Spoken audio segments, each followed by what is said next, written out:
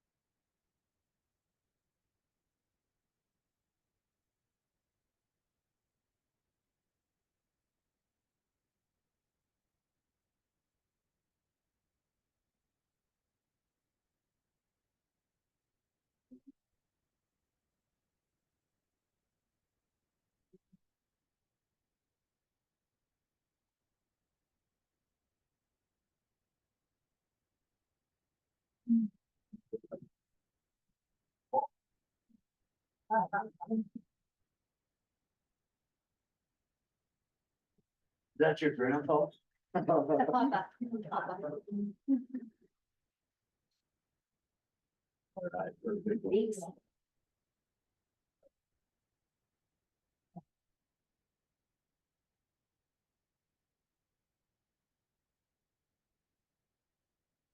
I think you're part of these two other children. We're all.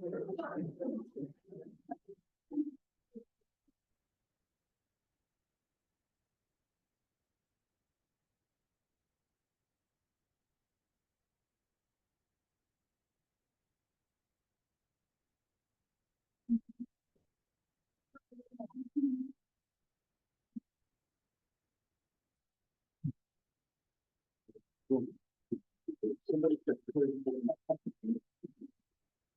Scary. You have a wide enough fence?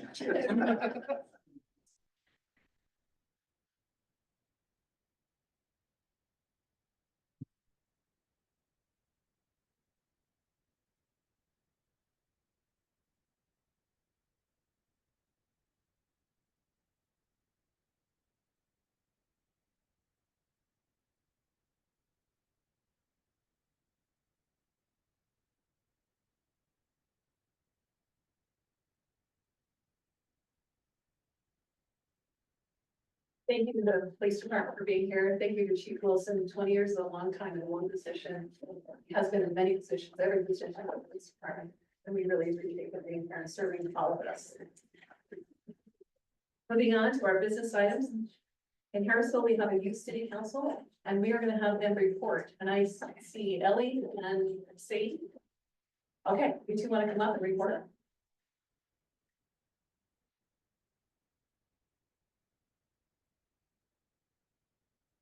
Hi, I'm Sadie Greenwald from the Harrisville Youth City Council. So we recently got the opportunity to go to Utah State for a leadership conference. And it was with many youth councils all over Utah. So we were there from March 6th to March 8th, and we had 13 members come from our youth council.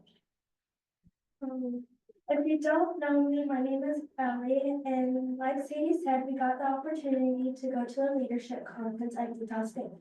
When we first got there, we were able to listen to Farrell Butler. She talked about a book called Freddie the Leaf by Leo Pascal. It is a short picture book about how Freddie the Leaf learns to appreciate his surroundings and who he is. The next day, we got into our breakout sessions, nourishing your roots, Lego bricks and branches, expanding your branches, and withstanding the storms. My favorite was withstanding the storms. It was all about when hard or rough things happen. Sometimes you can expect them to happen, but most of the time you can't. So we talked about ways we can prepare for these things by maybe having someone you can rely on to listen to, or be ready to take a deep breath and go with it, because it may seem like it is the worst thing that'll ever happen to you, but if you use these special techniques, then it might be easier to get through. You can have something you do for fun to cool off. It could be having a safe word for when things go downhill, but the most important thing to me was remembering what and who you love the most. Thank you for this opportunity to speak with you today. One of my favorite breakout sessions was the one called Lego Bricks and Branches. In this breakout session, we got to know people from other youth city councils. We got to compare what all of us had in common and what we disagreed on. And then after lunch, we had another general session. We went on a scavenger hunt. We got together with our council and took pictures completing tasks. When everyone was together, we would do minute split games. If your council got picked, you would get to send one representative up to do a challenge. If you won the challenge, you got a prize. Another activity we had was attending a banquet. You got to go eat some amazing food and listen to an amazing speaker. We would like to thank Grover and his wife Diane for coming to the banquet and to represent Harrisville City. We had an amazing time, and then after the banquet was over, we got to attend a dance. We had a blast with all the other councils, And then before we left, the next day, we got t-shirts and Aggie ice cream. And we just want to thank all of you for the amazing experience we were able to have. Thank you.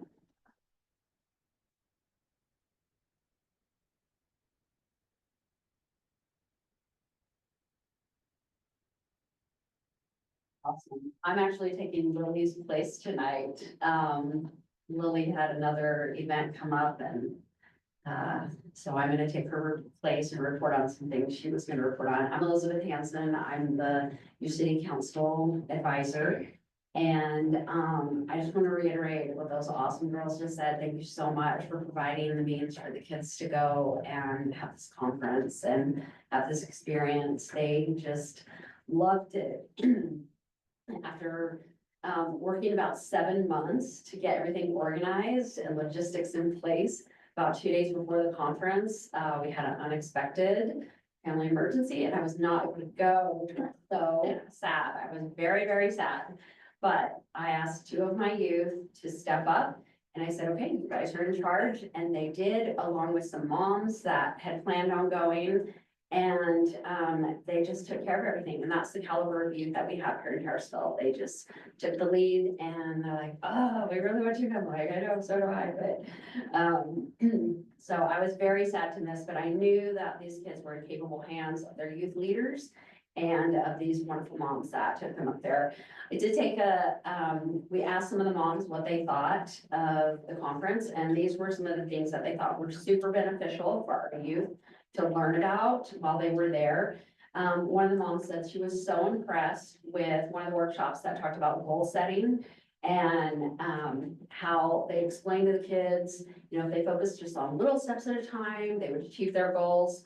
And there were some great examples that she said were given that really illustrated this principle, and the kids just really enjoyed it and really loved it. One of the moms said how they encouraged the youth to really focus their minds on they can do anything they put their minds to, but they just have to take it one step at a time. And in this workshop, the mom mentioned that youth today are so used to that instant gratification, you know, that instant answer, instant this and that. And if they just work a little bit each day towards something, towards a goal, towards a project, towards getting something done, then they will be able to achieve it. And she thought that was such a good reminder for youth, especially during today's times, to understand that principle. And then the final mom really loved the keynote speaker at the banquet. And this keynote speaker stressed the importance of the city council and the youth city councils working together. And there's so many benefits that can come to the city from that partnership. And as a youth city council, we would love to be able to strive to make that happen even more. And we're really hoping that we'll be able to tour soon in the city offices so that the kids can really understand better, you know, how Harrisville city government works. And we're super excited to learn that. And then just a few other things. Another event that our kids were invited to was Marriott Slaterville Youth City Council did an event called the Youth Empowerment Day. And Jennie Taylor was the main speaker there, the keynote speaker. And there were workshops that this was all for high school kids. That talked about resilience, overcoming hard things, connections, confidence, respect, and stepping out of their comfort zone. There's about 200 youth that attended, and I was also able to attend, and just the program was incredible. And just to get these invitations from other youth city councils to participate, it just benefits our kids even more. So I was really happy we were able to go and participate in that. Just 2 things we have coming up, we just wanted to let you know about is our youth are really excited to help Bryan this year at the Easter egg hunt, and we always appreciate the invitation to help. They love throwing all the eggs out, and just they really enjoy that event a lot. So any invitations from the city for activities, we're always very grateful to help out at, and just appreciate working with you so much. The other activity we have coming up is we've been invited by the Weber Morgan Health Department again to participate in Safe Kids Day on April 26th. And this will be our 3rd year participating in this event. It's the Newgate Mall, and about 3,000 to 5,000 people usually attend this event. And our youth are very instrumental in helping in a variety of areas. They help out in the helmet giveaway. They usually give away about 500 helmets. Our kids are really good about helping bring sizes to people, and they also help at the volunteer check-in areas. They help with the sponsors at their booths. They help set up and clean up. And they really enjoyed the event. So we're excited. This is our third year to be invited back. So that was also coming up. And then I just would love to let you know, we are happy to help with any service opportunities that you may have for us coming up maybe this summer. That can help benefit Harrisville. If there's some projects that we can partner with or be of help to, we would be happy if you asked us. And so we can plan to have our youth participate in some of those projects. So please be thinking of some ideas that our youth can help Harrisville City better. And then finally, someone once told me that the YCC is like a shining star in Harrisville. It's this little shining star that maybe people maybe don't know about, maybe don't notice as much, but we are really doing some incredible things. And we've had many new youth join us recently. And just wanted to let you know that there's just great commitment on the parts of the kids, the adults that help teach, mentor, and give these youth a safe place. These kids, they have an organization that they're proud to be members of. They've been given opportunities to serve, lead, and learn the community. And I've personally, as their advisor for the last 2 years, have seen the confidence and growth of so many of them just expand. I mean, just blows my mind how when they first joined and where they are at now. It's just incredible. Their leadership skills, their communication skills, and just their overall willingness to learn how to serve in their community and for Harrisville. These kids are the future of Harrisville, and I'm just so grateful to be a part of it. And I just wanted to let you know how awesome they are. So thank you. Thank you, Elizabeth.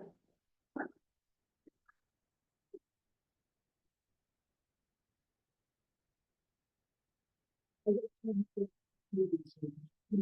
went to this banquet, and the very first thing that was impressive to me was as my wife and I walked in, our youth city council around the table stood up to recognize me. Now that tells me about the integrity that our youth are being taught. And I was not only impressed with that, but the keynote speaker said, gave a quote, I brought it home. It said, if you want to touch the past, touch a rock. If you want to touch the present, touch a flower. If you want to touch the future, touch a child. And that's what's happening here with our YCC. And it's not just looking at the benefits of trying to teach what's happening here and how government is run, but they're going to workshops, they're teaching them leadership skills. When you talk about a little shining star, I watched these kids go out. Liz produced her.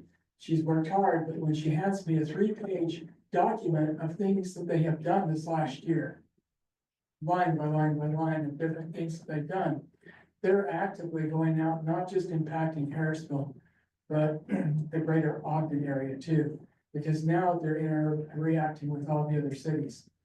And my kudos to you, but it was a very impressive thing, and thank you for involving me in letting me come.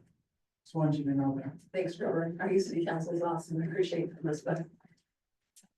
All right.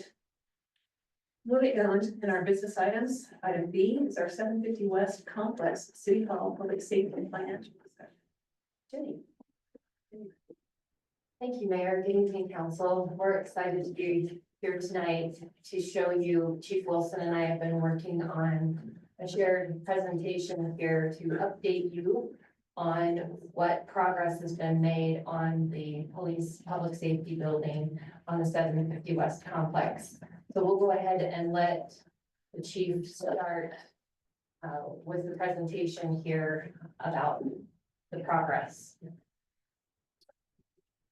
So this is the, well, if you want to look at the architectural renderings of the building. We can start with a little history on this building. This building was constructed or finished in January of 1989. Speaking of this, they're having a particular Sorry. event. Can you Is hear there me any now? way that could be adjusted even slightly? It's half the audience can't see. if we can. So our building that we're in now was finished in January of 1989. The basement was not originally finished, it was the upstairs. And I remember back when I started, the patrol room was actually where the mayor's office is now, and the police all were upstairs. The police eventually moved downstairs and were in some cubicles. It was a wide open space, and in the mid-2000s, it was completed into office space. The building itself was already a footprint, and the police department was built to fit the space and not to fit the needs of the police department. So it's kind of a challenge we've faced since the building was initially built in the first place. So we'll go through some of the bigger issues that we have with this building and what the new building will solve for those problems. So this is the layout of the new building. And we'll go through step by step of the problem areas or just of a few problem areas for tonight. So the first one is building access. In the new building will have 3 accesses on the ground floor for access the police department. If you look at these pictures show the challenges of what we face today with our police department. The only accesses to the police department are a steep set of stairs on both entrances, which cause a problem, especially when we're doing DUI cases and we have to bring a drunk individual down those stairs in handcuffs. If something was to happen on those stairs and they're in custody, we're liable for them. So if someone falls down the stairs, it could be definitely a lawsuit. The new building, like I said, it has a rear entrance where the police can pull up and come right into the area where we process DUIs. This is another look at the entrance from the top floor to the basement of our department now. And there is no secure access for just the police department, which causes problems with our UCGIS policies. The only workaround for that right now is all city employees with access to the building have to be cleared through DCI to be in the building, or otherwise they have to be escorted.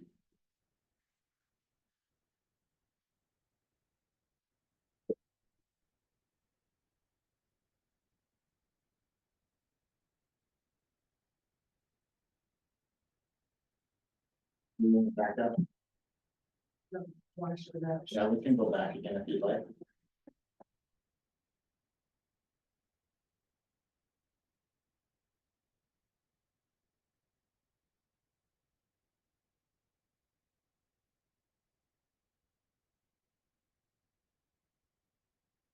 So these are the 2 accesses to get downstairs. There's no other way around going down either set of stairs into the building.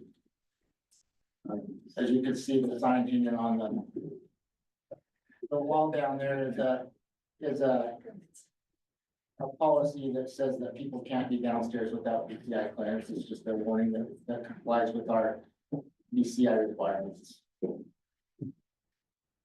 This is what the new patrol room will look like. This is what our original patrol room looks like. So as you can see on the table in the area, that's where if an officer needs to come in and do reports, that's where they would sit to do reports currently. This obviously is the picture of what the new evidence room would look like. The bottom left is our evidence lockers now. So the outside, without the packages showing, that's where an officer would go in, place their evidence, close the door, and then the only access that would be the evidence custodian inside the room, which you can see on the other side of that picture. You go to the right-hand side, that's a current picture of the inside of our evidence room now. It's very small. There's no workspaces in there to repackage, test drugs, or anything, any ventilation that's adequate for testing drugs, if there was to be a fentanyl or something else that would come about. So there's a definite safety issue there. There's a storage problem there. You can see that it's about full now and we don't have any other space.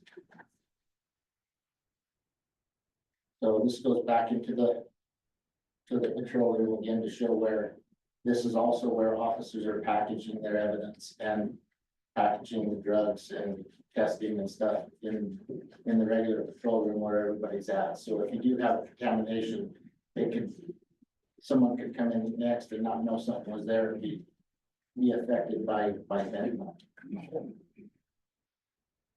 This would be the new DUI processing area for the new building.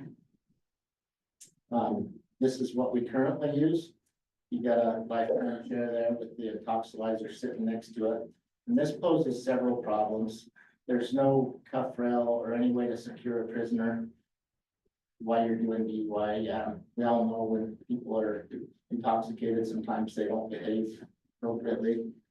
So there's a few problems with that. If an officer is down there alone, when you're running the intoxilizer, the radios have to be shut off. So it will affect the reading on the thing. So if something happens with a suspect or an arrestee down there, the officer's at a disadvantage where they're not around, no way to cuff them. If the fight starts, there is no other way for an officer to get inside from an outside agency to assist us.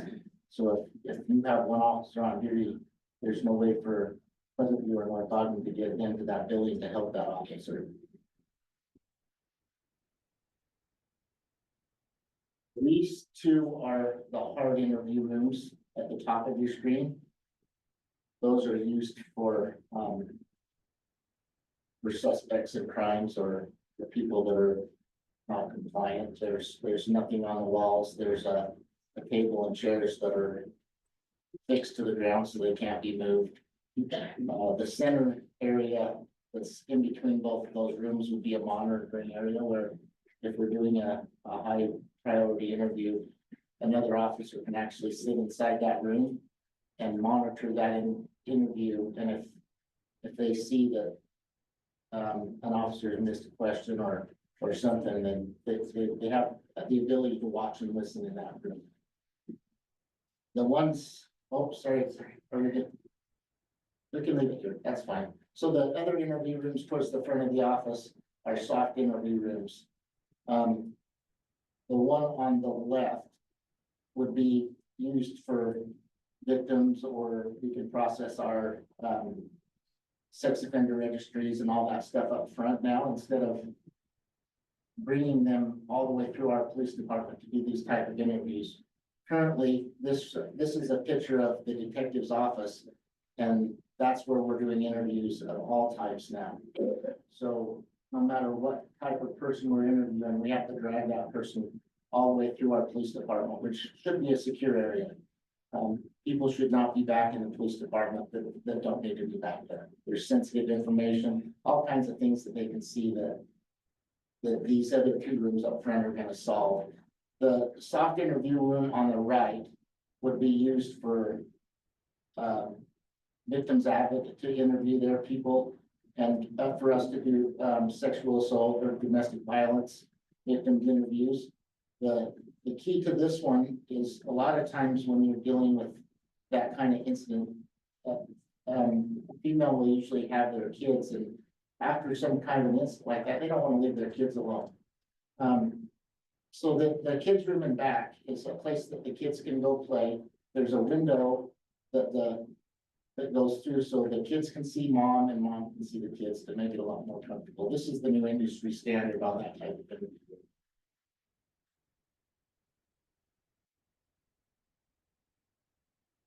All yours. I'm gonna stay here for the next one though.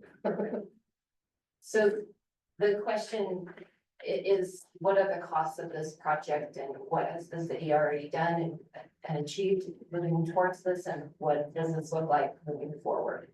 So the project cost, the construction cost is the 12.5 million with the professional architectural and engineering fees being at $1.3 million. We've issued in 2023, we issued $9 million in sales and franchise tax revenue bonds. We're proposing a 3.5 sales and franchise tax revenue bonds be issued in 2025. There's approximately $560,000 interest on the $9 million bonds. That's paying a portion of the architectural and engineering fees through July of 2025. The remaining balance of approximately $740,000 would be paid through the sale of the current city hall, other city properties, potentially the increase in revenue, the general revenue increase of the city over the course of the next 2 years as we go through the building process with building permit increases, other opportunities for those increases. We're feeling very confident that we would have funds to cover that remaining balance. So the proposal that we talked about at the March meeting includes the 35% of the capital improvements money that the city has at the end of the fiscal year, where our proposal is to utilize 15% of that and leave the remaining 20%.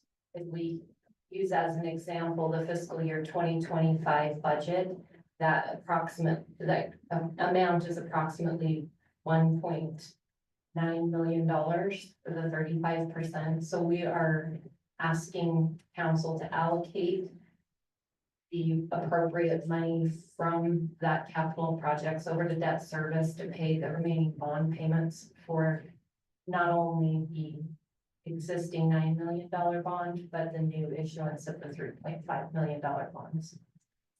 And we're happy to entertain any questions that the council has for staff about the architectural designs or the budget associated with the project.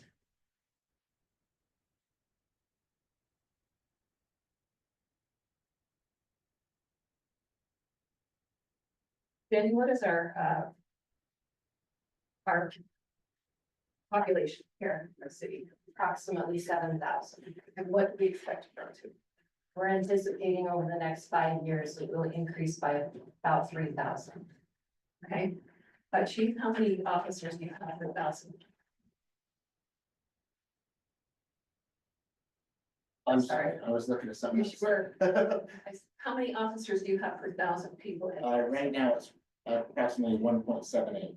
Okay, so if we were to increase 3,000 people in the next 5 years, we would need 4 to 5 more.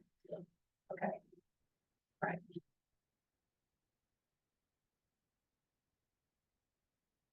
The state average is 1.75 per thousand population, so that those numbers is spot on.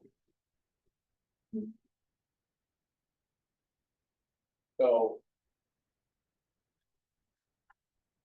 the funds used are part of the rainy day fund, correct? Which is max at 35%. Correct. And we aim to bring that down to 20-ish until the remainder of over and above the 9 million paid off. That's correct. So there'll be no additional tax for this or citizens. Correct. So can I clarify that?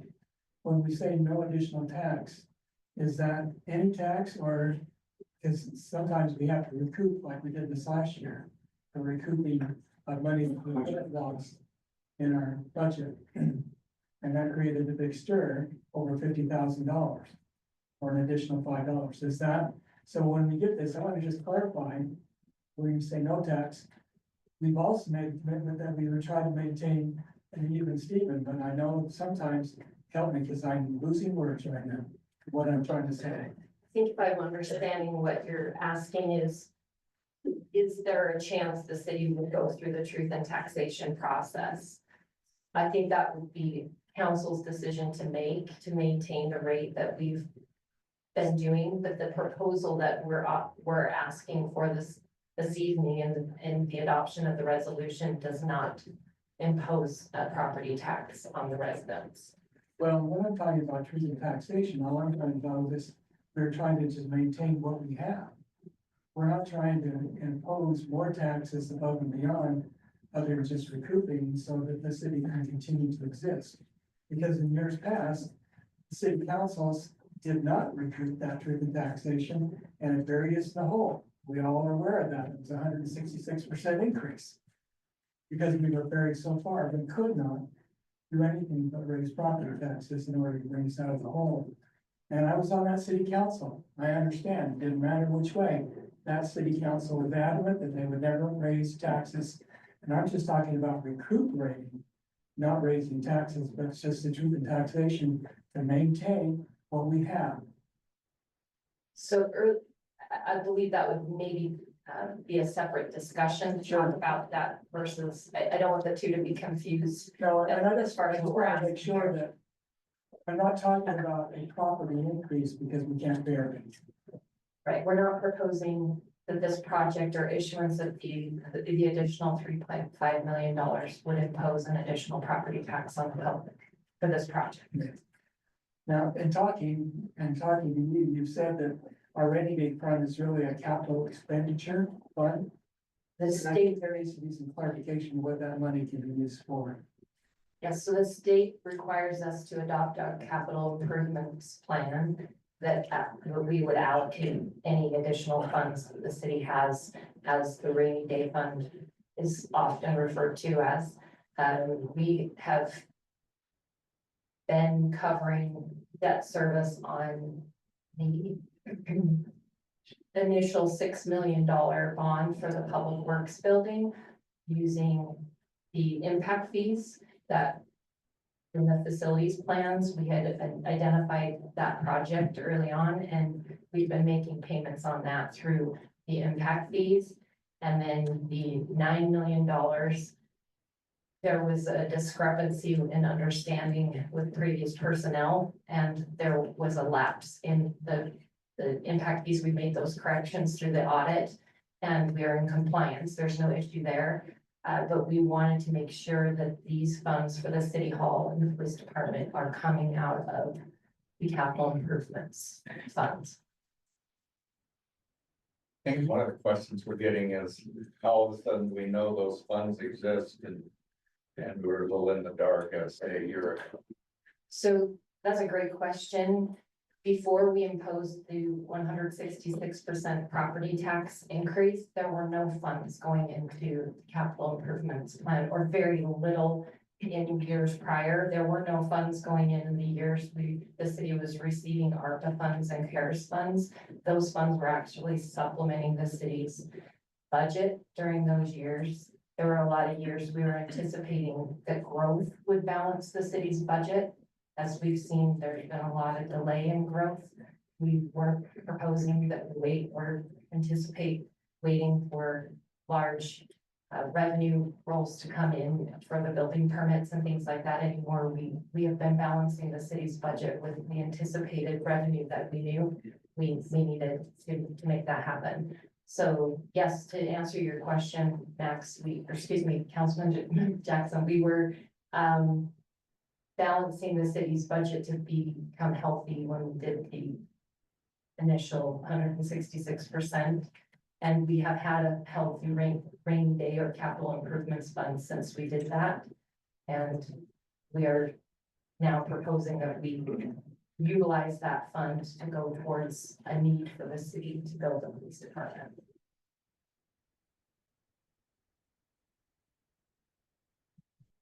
How long do we have to, how long of it before the decision? I know we need to probably make it tonight, but when do we have to give the 9 million back if we decide not to? I'm gonna defer to Marcus and Brandon on that one. That would maybe be part of the next agenda item, possibly. Do you want to go with that? Marcus, what do you want? Yeah. Sure, let's move on from we'll review any more questions you have, but we'll go on to item C. This is a discussion possible action to adopt resolution 25-01, which is a resolution authorizing the issuance of the sale of not to exceed $3.5 million aggregate principal amount of sales and franchise tax revenue bonds. And this is Marcus Keller. Welcome, Marcus. Thanks, Mayor, and that's a good question. So Marcus Keller, with Cruz and Associates, we're the municipal advisor to the city. Just to verify or maybe clarify a little bit, the question was, when do we have to decide? I couldn't see who asked that. Was that okay? Perfect. So soon, very soon. I would probably say if we decided that we weren't gonna move forward with the $3.5 million, then it would be appropriate and immediate that we would want to indicate to the trustee to use those bond proceeds from the 9 million to defease those bonds and to get rid of them, because it's not necessarily something that I'm saying you have to do. It's something that the government requires, because these are tax exempt bonds. So you are supposed to spend them down within a certain time period, typically in a 3-year time period. So we are getting close to those time limits. And so the short answer is we need to go quick, right? Because we don't want the city to get in trouble for any arbitrage purposes. We want you to either decide on whether or not we're gonna have the funds available for the project, which based off the slides, the discussions we've had with the city would finalize if we were able to issue the additional $3.5 million. If we're not able to issue the $3.5 million, then we'd have to get the 9 million at the lower interest rate back, pay them off in full. Thankfully, when we issued the bonds, we did it so they're callable anytime, so there would be no penalty to do that. The only penalty would potentially be that when we issued the bonds to now, interest rates have gone up considerably. So if the city ever came back to potentially look at this project in the future, there's no guarantee of where interest rates would be. And also there's obviously no guarantee of inflation for construction costs. So those are just the two variables that no one can control. And so hopefully that was ended up being a long answer to your question. You had made a comment before that inflation is outpacing what we can save. Can you Yes. explain what that means? Yeah, so a lot of people, you know, they with all good intentions, because, you know, as we look at debt and everything else, typically we relate to that in the sense of our personal borrowing costs, right? A lot of times when we're doing these bigger capital projects, I mean, many of us won't personally be building a $12.5 million city police station.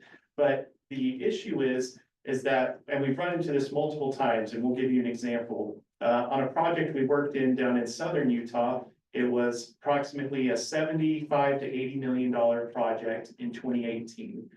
The entity, I'll just be very vague, the entity at that time said, hey, we want to start putting cash aside. And over a 3-year period, they were able to put away $20 million, which is great. They were able to save $20 million to contribute towards that project. Well, when they went out to bid again in 2021 and 2022, the project had gone from an $80 million to $120 million. So by trying to do a potentially conservative approach, set money aside, pay for it in that regard, bringing more cash to the table, they ended up losing an additional $20 million because of borrowing, or not borrowing costs, but construction costs had risen so much during that time period. We're hopeful that we won't see that level of inflation again.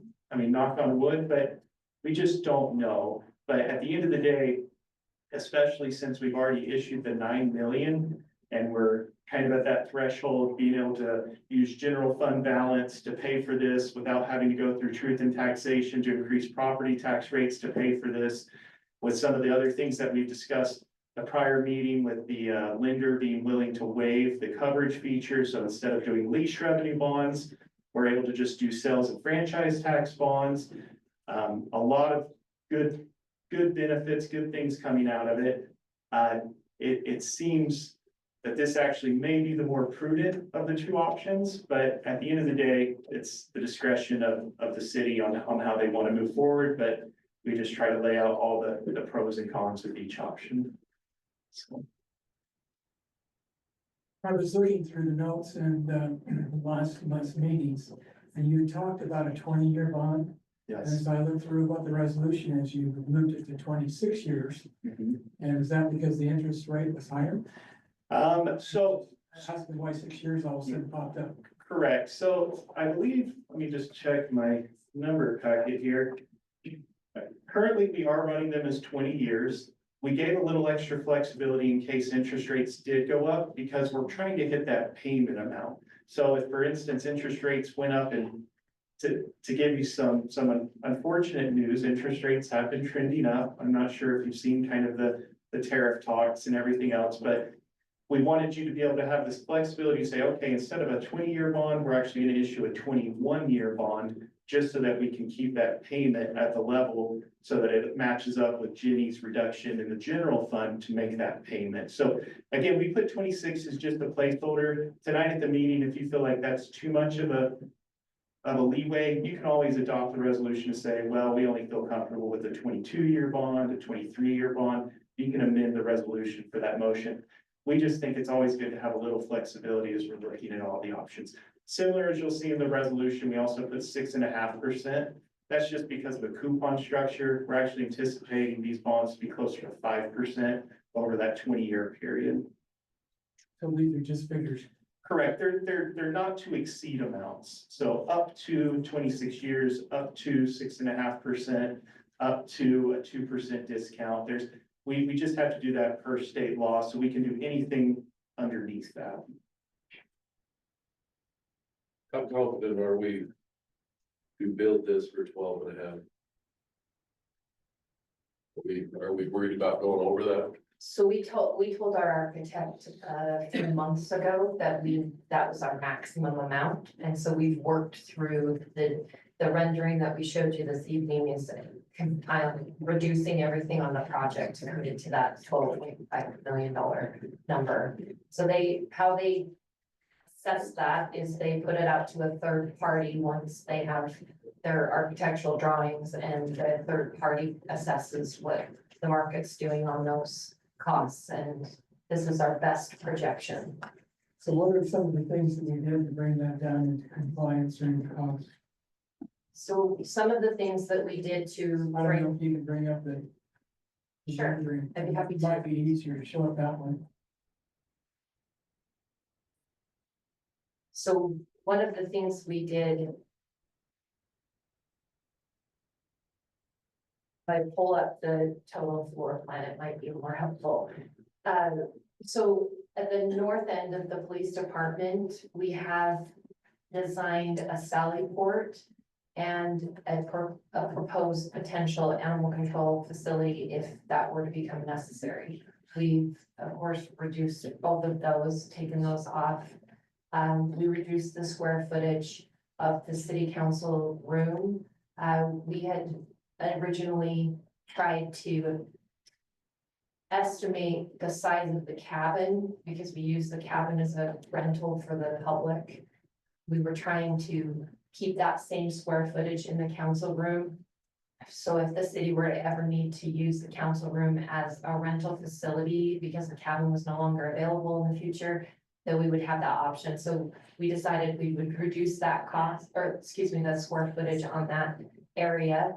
We reduced the square footage of the upstairs of the building, the second floor of the building, to take out as much square footage as we could to minimize the project.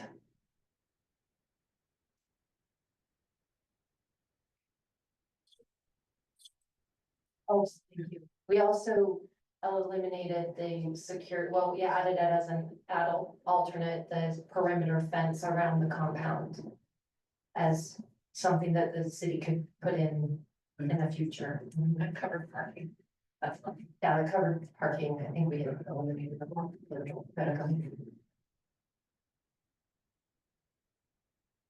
So if we were to stack the project and decide we just need to expand what we have here, because we're all obviously busting at the seams, and it's only gonna get worse. Did I hear that roughly from Justin be at 3.5 million just to make that expansion here? And if it's, I mean, that's like putting lipstick on a pig, but when We it costs. don't have those exact figures. We've not done the study, but anticipate, again, it's not just, if we expand the building, we're out of room for parking. You know, we lose the community garden area, we lose other areas. We just don't have the ground and room. I mean, we know for a fact what an elevator costs in a brand new building, as opposed to what it would cost double in trying to build it on an addition to this building. And that's just an elevator, that's not more office space. So we don't have that study and that information. And we're out of compliance because we don't have that. Yes. Thanks, Justin. We talked about in the minutes, putting a kill, kind of a kill switch in. So going forward from here, what are we talking about? Sorry, that was a good question. So, Yeah, I was hoping you could. so, right back up here. So the issue we don't want to have happen is you to issue bonds and then prices come in unaffordable. And the result is that we end up having to send back the 9 million, send back the 3.5, but there be consequences or issues associated with that. So I expressed those concerns to the potential purchaser of the bonds. And I said, hey, we understand that you're doing the city potentially a little bit of a favor here because of you being willing to waive your coverage requirements and so on and so forth. But we need to have an out that if something were to happen where we can't use the bond proceeds for the project, then we need to be able to send those back without penalty. And he said, yeah, we can make something work as part of that in the legal documents. So there hasn't been anything official done, but he seemed willing to say, you know, we're not gonna hold this over your head. If you can't do the project, then we'll let you retire the bonds type situation. I guess what I'm trying to figure out is how far down the road that we have to, what are we actually adopting tonight? Why don't we go through the Yeah. process of what, That's fine. what if we adopt this tonight, then what's our process going forward in the next couple of months? Can we do Excellent. that? I think that's what's going on right here. Perfect. So tonight is not a guarantee that you'll issue the bonds. Tonight is adopting the parameters resolution, which gives notice to the public of the city's intentions to move forward with the bond. What this does is it calls for a public hearing, which would be held at the next city council meeting to get input from the public. It notifies the public of how much, so those parameters that we described earlier, and we'll have Brandon go through the parameters resolution here in a little bit more detail. But that's tonight's meeting is the first step as part of the bonding process. Assuming that the parameters goes forward, the public hearing moves forward, everything proceeds as planned, then we would probably still be, 30 days out before we would actually close on bonds. And any time before those 30 days before we close, the city can back out of that bonding option. So they can say, hey, we've actually decided we don't want to borrow this money. We're going to send you the $9 million back. So that's all tonight is just kind of the formal declaration of moving forward with the first step of the bonding process. And so do you want us to go in a little, have Brandon review the parameters resolution at this point? Yeah, can I ask one Oh, more thing? please. Jenny, what do we have planned at the end of the month if this goes forward? So assuming the resolution is adopted in this evening's meeting, we are planning to hold a public open house on the last Tuesday of April to invite the public to come and review the architectural drawings that we have for the new building. And I believe the chief has offered to have some access to our current building to show what restrictions and challenges that we're facing under our current circumstances. And so we were on the cusp of releasing our new website and our police new website that will have a page dedicated to this project. We just couldn't make it happen in the timeline. Unfortunately, that we have to move forward on the bonds. So we anticipate that happening shortly as well.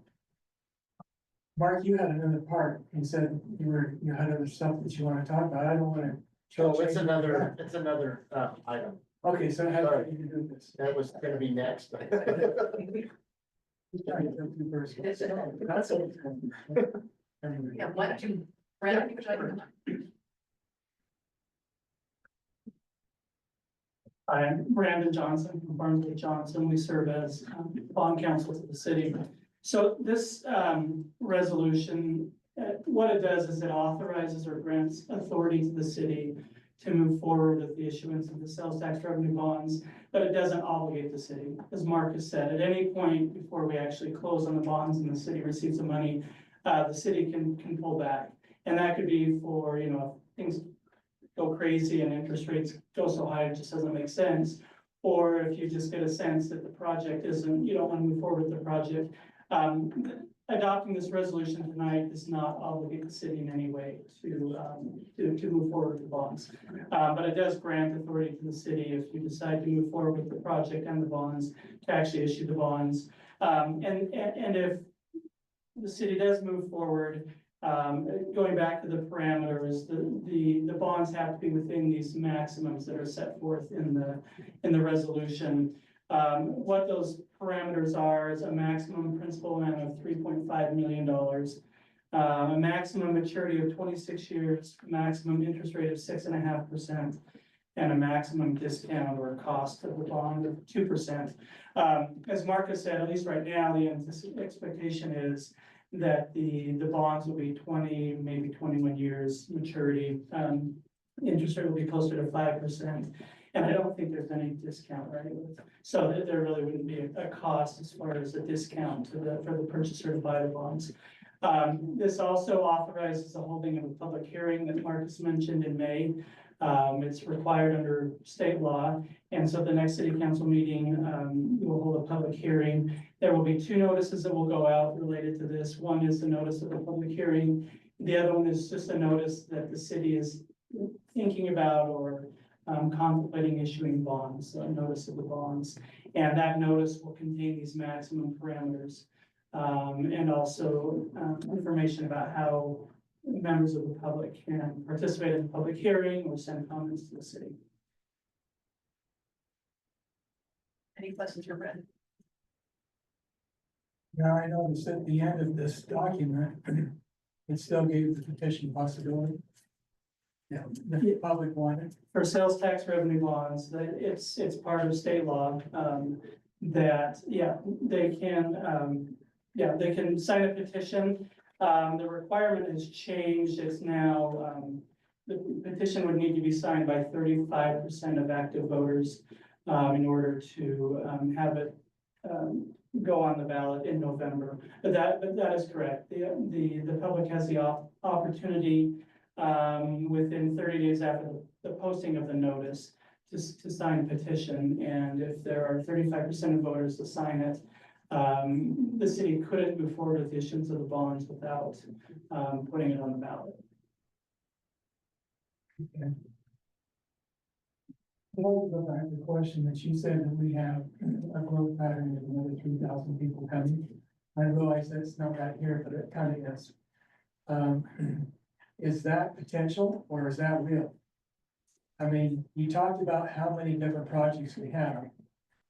So we have 1,200 entitled units in Harrisville already approved, without anything that we're discussing or approving in current planning phase. Those are already subdivisions, mixed-use developments, and other projects through the city.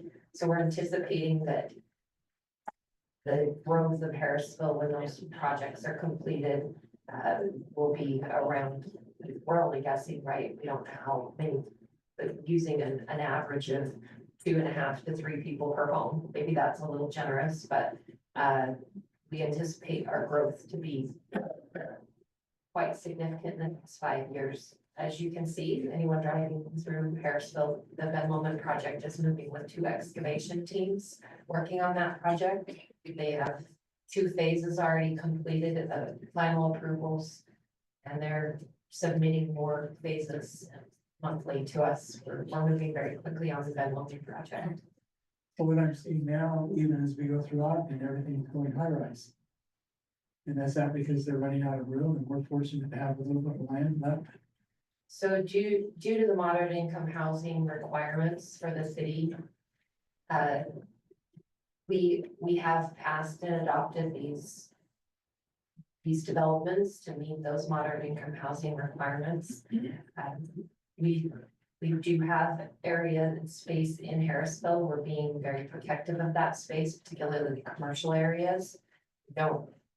We don't love when the state tells us what we can and can't do with our land. And that's happening. But Okay. yeah, again, that might be a separate discussion than Discussion. what we're talking about right now.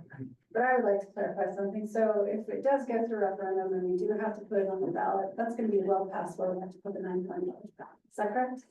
Yeah, I would think that's probably an indication of, the decision the city council would want to make at that point. Right. So, that's gonna kill it.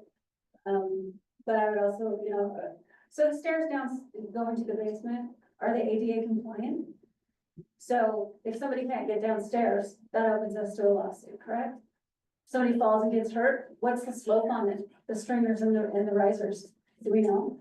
Would imagine it's good. We don't have that information. But is it compliant with current building codes? No, it's compliant with the 1989? 1989 building code. So something as simple as the stairs isn't even in compliance with what we need and puts us at risk of huge lawsuits. Which if we're sued because somebody who needs, who has, the need for ADA, that's gonna cost us a lot more than 3.5 million. So I know that some people have told me that I'm worried too much about lawsuits, but that's a real threat in what we're facing and what we have to think about. We can't even fit everybody who wants to be in this meeting in this room. And we're putting people at risk for safety, just, if they need to go to the police department. And I think that's a huge issue. I work in healthcare and for some reason we think it's okay for healthcare workers, police workers, people in public safety to put themselves at risk all the time. And it's just expected that we are gonna get injured. And I don't think that's okay. I think that we need to protect those that work for our city. So. One of the concerns I had in one of the pictures you saw was you showed where the workstation is, the breathalyzer, and the little folding chair where you put the person. Is that not a workstation also for a police officer? Yeah, there's a lot going on in that room. So if there is any contamination on that table, we're now putting our own police officers at risk. Or potentially someone that you have in custody, so. Well, yeah, if you have to turn your back or anything on somebody, and I've been hit by patients, it happens quickly. Especially when they're intoxicated or high. It's not a potential threat, it's something that happens regularly. I think that's reality. It's not a scare tactic here. That's a reality. Like I said, I've been punched, I've been spit on, I've been hit, I've been bit. Just working in an emergency department, let alone somebody who's upset because they've been arrested. I can speak personal experience of taking a handcuff, going down those stairs, which I did, probably 100 of them. It's not a fun thing. And once you get down there and your radio's off, and we've been in a few brawls down there, I'm not gonna lie to you, and you can't get your radio or nobody there to help you. It, like you say, it turn up like real fast when you're dealing with people that has nothing to lose and they're not thinking clearly. Can you explain, Mark, what the salad board purpose is in? Because that was eliminated, and I understand that. But in conversations that I've heard, that's a critical issue because you drive your car in and it's a garage door that goes down and it's a contained area that you now move that individual out. Is that what the salad board is? Yes. Yeah, that would serve, that's the initial use of the salary port, but it also would serve as, storage and some other things in that building. Okay.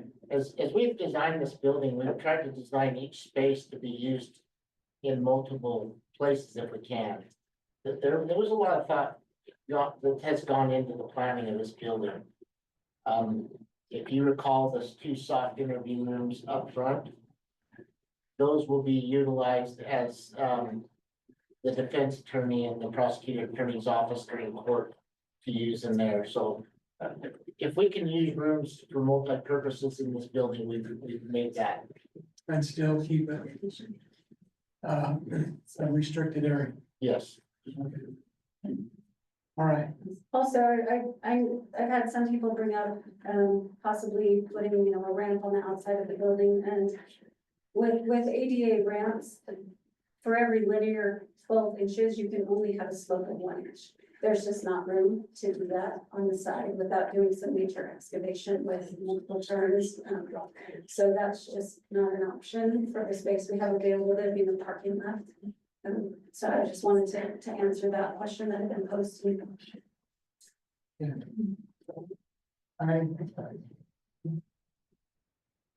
thank you. I realize that there's a big concern here. I think my biggest concern at this point in time is to making sure we give as much information out that we're trying to do for the reason we're trying to do, and still try to keep it within a budget that's not a burden to the taxpayers and to the community. That's been the ultimate idea behind this. And you've given us a very fair shake as far as saying, here's an opportunity to do that. The biggest concern I have is obviously nobody has their little crystal ball and tell what's gonna happen in the next 30 days. We have no clue. But, is there a way that people, I know that we've got the open house, and that's a real critical part of this whole thing. And hearing. Is there any way that, that questions can be built in? That's bad. My wife should never hear me talk. She printed all my papers to get through Alex. He's talking about it. Is there any way that we can field questions or have the public send questions to us if need to, or make appointments so that we can get their answers and create a communication even before or after the open house? Absolutely. We have our generic questions at City of Harrisville, questions at harrisvillecity.gov. Maybe this is a great opportunity to plug that our emails have changed. Our new website will have all those emails on it, but questions at harrisvillecity.gov go straight to the recorder, and we can distribute those to the council members. They're welcome to drop off papers here, email you. All of your email addresses are also on the website. They're welcome to send in any comments, questions, concerns they have about the project. As soon as we can get the website live, we have a meeting with the development team tomorrow. We're trying to move as quickly as possible to get that up and rolling so that they will have access to that. I know our police force has been working on educational videos as well to put on our social media and on YouTube and other opportunities that we have to inform the public of what we're planning to do. I'd like to take this minute, and I've appreciated those who have reached out to me on email. And I'll try to answer them, but if you have questions, then email me. Person come over and talk, I'll write them down and be glad to bring them in. And you have an open door policy here too? Absolutely. Okay. Thank you. I need an appointment because I'm not here all the time. Yeah. Marcus, Brendan, do you have anything more to add? Bill, I would just say the final steps for tonight would just be to have a motion to vote on adoption of the parameters resolution. And then we'll get all the notices ready and prepare for the public hearing in May. Thank you. Council, do you have any more discussion? So I did have somebody text me today and I felt like it might be okay to, they're saying that they're concerned about using revenue from the sales bonds or from the sales tax.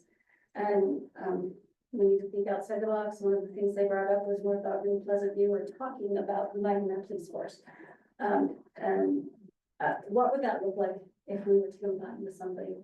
I mean, I know what I can do with that, but I would really, practicality and logistically, what would that do? I've not been involved in any of their talks. The few things I've heard are everybody's keeping their own budget, everybody's keeping their own cars, the only thing you're doing is sharing the chief. My opinion on this, there should be red flags. If these two cities have started this conversation 7 months ago. And it was really gonna benefit both cities. Do you think that they? Oh, sorry. Use your microphone. Yeah, Brian, since when? Oh, it wasn't working.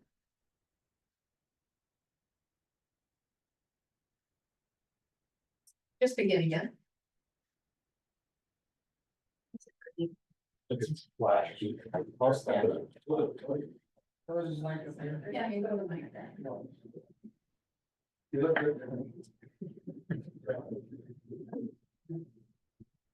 So in my opinion, on the few things that I've heard, most cities are still keeping their budgets, their department and cars. From what I understand, they're sharing the police chief and the administration part, but just the administration part of it. I just feel like that if this was the right thing for the cities and there wasn't problems with it, that they would be advertising this to the public way before they are now. It's been 6 or 7 months since they've been working on this and the public hadn't heard anything until, what, 3 weeks ago. So without being able to see all the stuff and what they're doing, I think that this is a rushed plan and it's gonna fail, in my opinion. But do you think that it's a healthy thing for the city to combine?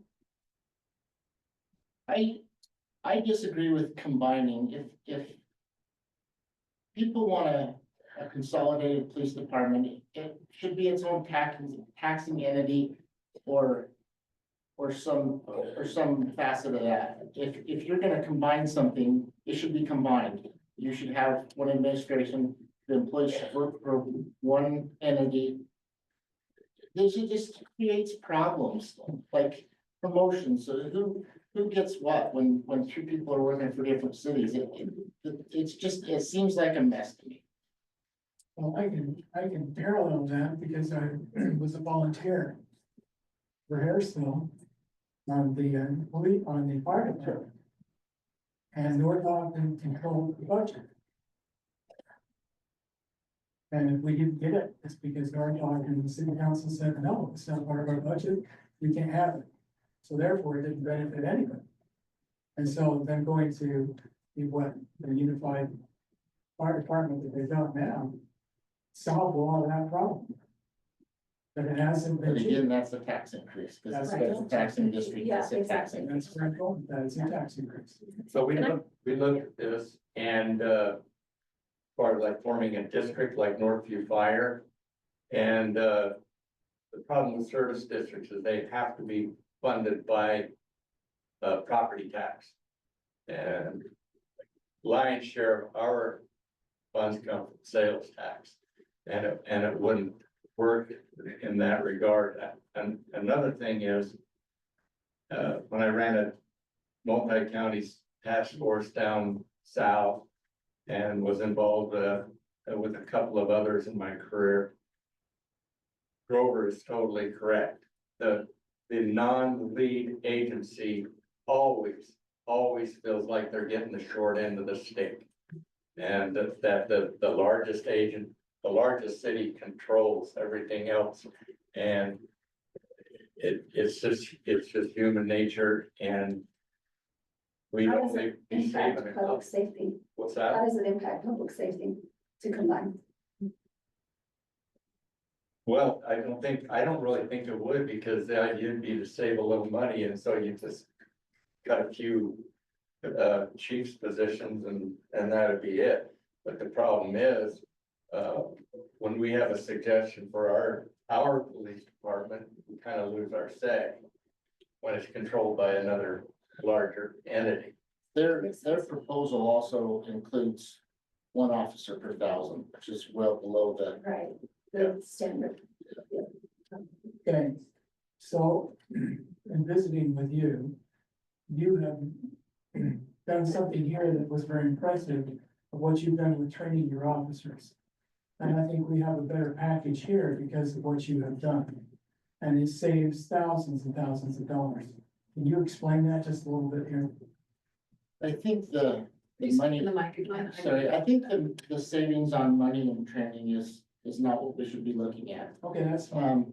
Okay. When it comes to training, that makes better officers, better decisions, less legal liability. We push our officers, even our brand new hires, to start looking for a training that interests them and become a trainer in that area. So we have trainers, we have a taser trainer, we have firearms trainer, we have a couple of defensive tactics trainers, we have an autism trainer, a de-escalation trainer. I'm probably missing some here. Point well made. That's Right. Your in-house. in-house trainers, yes. And then some, you know, for the cost, some of that is covered by grants, portions of it, Of training, of officers. We have, we do have, two positions available to pay for, CLAPS grant. We're not using in either of those right now. The person that we would hire in July would be part of that, and then with the growth would be the second one, but we have two positions that are partially funded by a CLAPS grant, yes. Okay, so where I'm drawing this back into is if we had a facility that would take care of this, could that be a benefit for training and training our officers as well as if you wanted to house other things going on? Absolutely. The training room that we have built into the new police department is big enough to host trainings. Okay, And I get back to what we talked about the other day, is companies will look for places that will host trainings. And when those companies come in, the person that hosts it usually gets 1 or 2 seats for free to that training. So, sorry to put you on the spot. no, you're fine. well, we know that there's a need. Obviously, you've gone through that with the pictures. But I don't think we see what's going on progressively that you're doing with your department. So it's not necessarily cost saving, but if there's a building that can go along with that, then there are other things that will help in training and keeping Harrisville City police officers on top of everything. Absolutely. That's my point. So I'd like to reflect back, when I first became mayor, we were trying to cut costs everywhere and Max was chief. So we met with the other 2 cities, their chiefs and their mayors, and looked at this because cost savings, right? That's what we wanted to do. So we looked at it, came home and we all came back here. We looked at the numbers and it was triple what your property taxes would be now. Would be if we implemented a tri-city police force, and we just determined that that was not something we would want us to do. We like having our police force here. We like the coverage. I think you said that we have a response time of 3.45. I'm gonna recall these from just by memory. We pulled the response time just for priority 1 calls. And I believe Pleasant View was in the 4-minute mark. Harrisville was 3 minutes and 26 seconds. And I believe North Ogden was 3 minutes and 25 seconds. I'm pretty sure I'm right on with that, but like I said, I'm trying to recall that from memory, so. I appreciate that. Yes, so I think in the past 20 years, I think it's been looked at twice, so I would be involved in it to see if we could consolidate those, and it's not a benefit. No, and I agree with that. I just wanted to kind of talk through that process instead of an asked. I don't feel like it is a benefit, and when we start combining, chiefs, then why not combine mayor? Why don't we just annex everybody? And, and I know that that sounds extreme, but it can be a slippery slope, and if we want to have city, we need to be protective of it.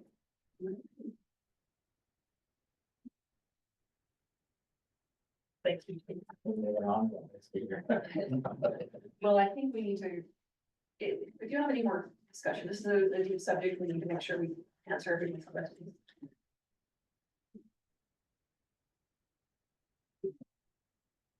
Are you prepared?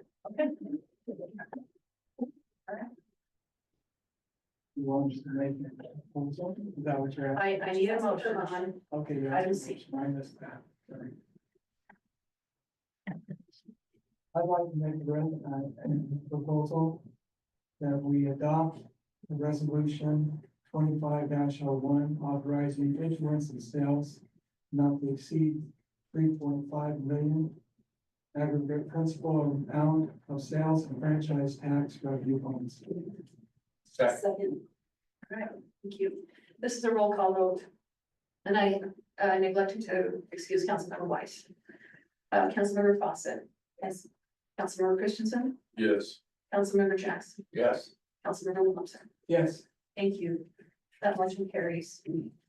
We are going to move on to item D, which is a discussion, possible action to adopt resolution 25-02, amending personnel policies and procedures manual. This is Jennie Knight. Thank you, Mayor. This proposed resolution is two parts. I'll be covering the first section of this. About the beginning of this fiscal year, July of last year, we converted to a digital time card for all city employees. And we were paper time cards prior to that. And with that shift, it became apparent that we needed to have some type of a policy related to timesheets. So this is a new policy that would allow our employees to use their digital time cards, and discrepancies would be worked out with the employee and the department head prior to the pay period being paid out. And then we added a section just to clarify the clock-in process for employees and when their shift begins and when their pay for that shift would begin. And then the second portion of that is an update to the police performance evaluation. I'll let Chief Wilson cover that. So as you guys know, we are working on our accreditation through Utah Chiefs of Police Association. Assistant Chief Moore has been working really hard on going through our policies and getting us ready for this accreditation. So as he goes through these, we find different things that may or may not have to be approved through council, but employee evaluations was something that you guys approved, I think, last year. And he has asked for a couple of changes to this employee form for the police department to meet those standards. And I don't disagree with the parts that are being added, but in your thing, it's number 8, it's just an evaluation on how the employee adheres to department policies.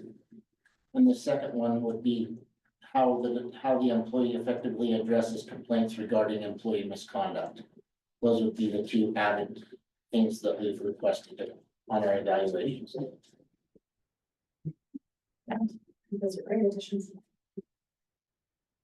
Any discussion, council? Ready to make a motion?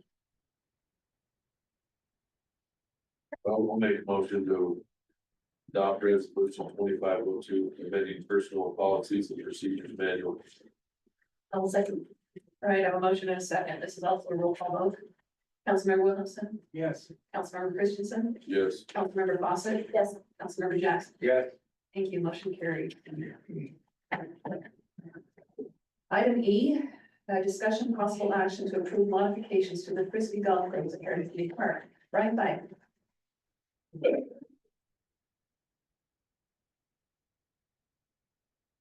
Thank you, Mayor. We've been here for a minute, so I will be brief. Hopefully you had a chance to review the memo that was in your packet.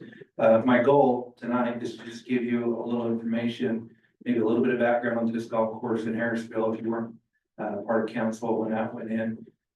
Really just suggesting some updates to it that have been needed for some time, actually, since it went in, but it's time to make some improvements. So those improvements include moving some baskets from whole locations, maybe some launch pads, adding a little shelter for people to sit under hole number 1, and then some signage and stuff. So with that, I've invited Kyle Hunter here.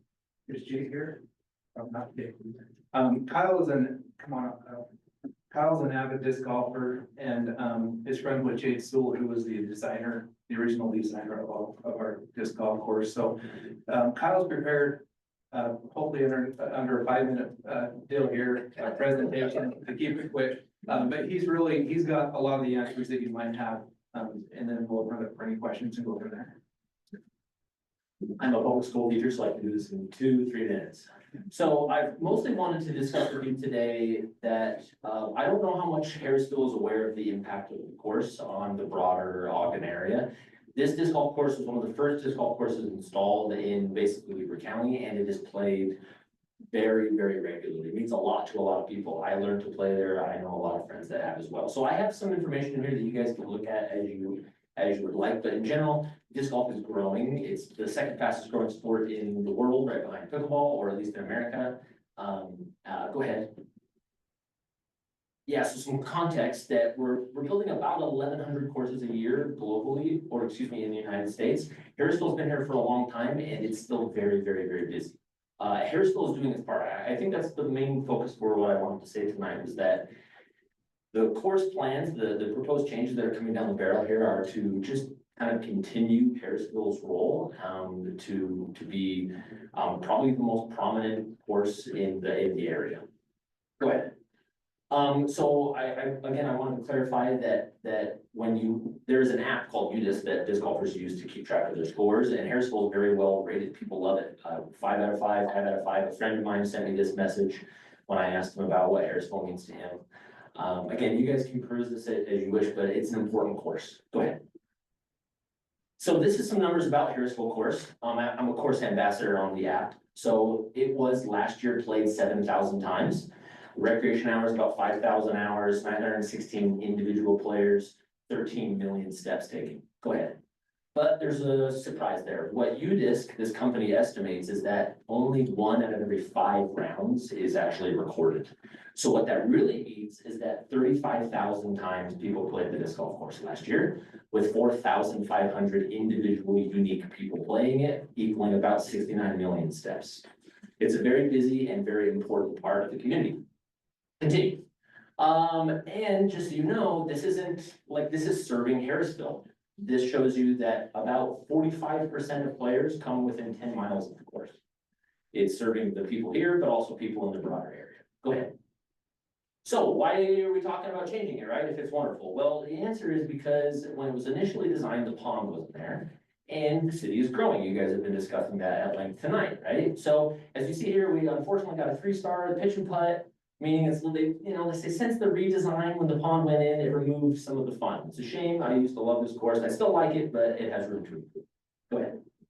So why do we want to update the course? Simply, we need to accommodate growth. The community is growing, as you guys have mentioned. Harrisville itself is growing, but every town around here is growing, and the course is getting busier. There are some small issues with the course design, such as hole 7 and hole 9. Hole 7 requires you to throw out over the parking lot, and new players have, thrown into the parking lot before, knock on wood. I don't think any cars have been damaged. And hole 9 requires you to throw over the creek, which has been a little bit difficult for people. Hole 8 is right next to the fishing pond, and oftentimes the tee pad there where we throw from is a great picnic spot. It gets really congested around the pond. Go ahead.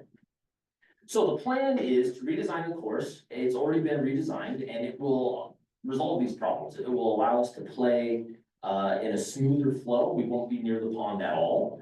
We're going to upgrade some of the amenities. I've been talking with, well, Bryan has informed me that a lot of the facilities, a lot of the upgrades that we can do have already been purchased by the city, reusing some materials he can speak more about the actual finances, but ramp money can be used. So in theory, we're going to be ready to go. No new extra expenditures. We are going to upgrade the signs as well. If you move the course, you have to upgrade or change the signage so people know where to go. And again, details can be read at your discretion. So here's the rendering from Tait Sewell. Tait Sewell is a professional architect and avid disc golfer, and he's rendered this for us. And I would just defer to the council for any questions about the redesign if you'd like to know. But essentially, as you see there in the bottom left, we're no longer near the pond at all. You'll see in the small fine print that we're moving baskets and tee pads to avoid the congestion around. The fishing pond is really popular, and we don't want to get in the way. So instead, we'll be using the land that we already occupy just a little bit more efficiently. We're going to shrink the course down a little bit, so we're not throwing so far over people and things like that. It can kind of flow nicely with other use. The park is heavily used, as I'm sure you all know, and we just want to fit nicely in with the broader scope of the park. So in conclusion, the course is loved by everyone, not just Harrisville residents. We're grateful for it. It's an important part for a lot of us. And I'll just answer any questions you might have. That might have been longer than 5, actually. I did my best. Stronger. When do we think that this is gonna happen? This year? So we would be using rent funds, a county rent fund that we get every year. It's like $1 per capita. The county just increased that, I believe, last year. We get about $8,000 in this rent money that we get every year. So, you know, I put some numbers in that memo.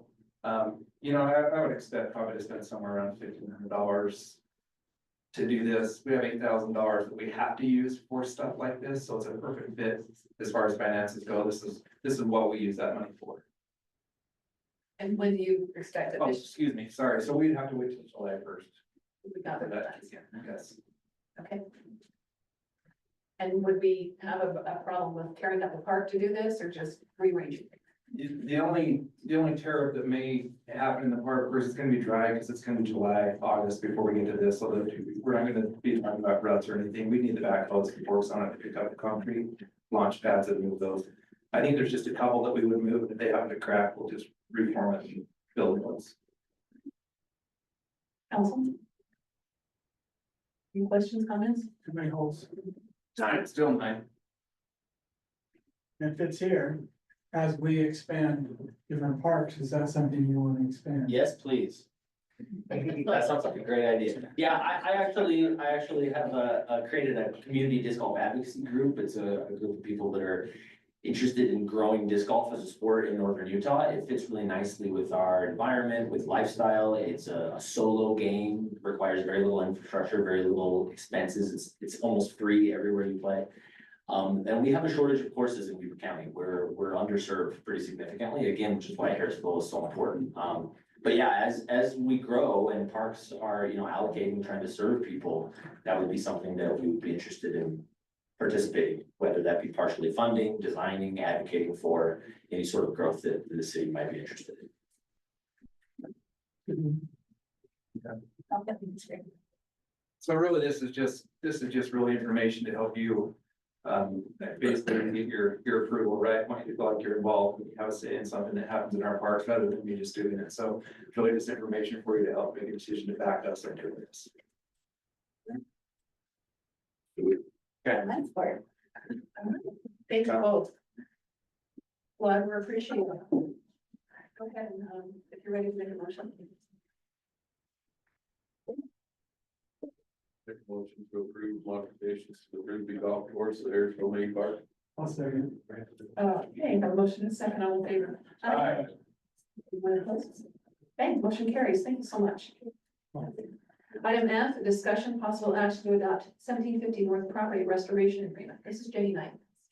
Thank you, Mayor. I'll be brief on this agreement as well, but as you're all aware, the city received appropriations funds and also grant funding to put in 1750 North, the new city road that will connect 750 North to, or excuse me, 750 West to the Highway 89.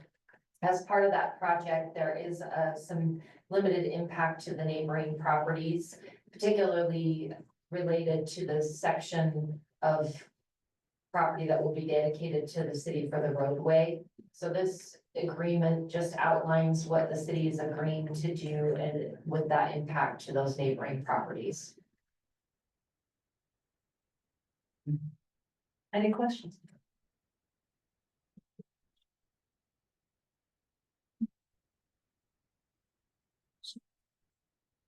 Taking care of what we need to take care of.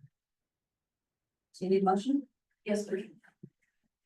Make a motion to adopt the 1750 North Property Restoration Agreement. Second. Yeah, a motion in a second. I will need a roll call on this. Councilmember Fawcett? Yes. Councilmember Jackson? Yes. Councilmember Williamson? Yes. Councilmember Christensen? Yes. Okay, motion carries. Thank you. Item G is the risk assessment. I'm going to turn that over to Jill now. Well, I'll show it to you guys. So hopefully you were able to look through it. This is something that's required by the state auditor every year. To kind of break it down, It is to make sure that Harrisville is covering every aspect that we can to make sure we're not at risk with any finance, bills that are being paid. Because I know you probably have heard in the media within the last few years, all that stuff that's going around throughout the United States. Harrisville is actually doing a wonderful job.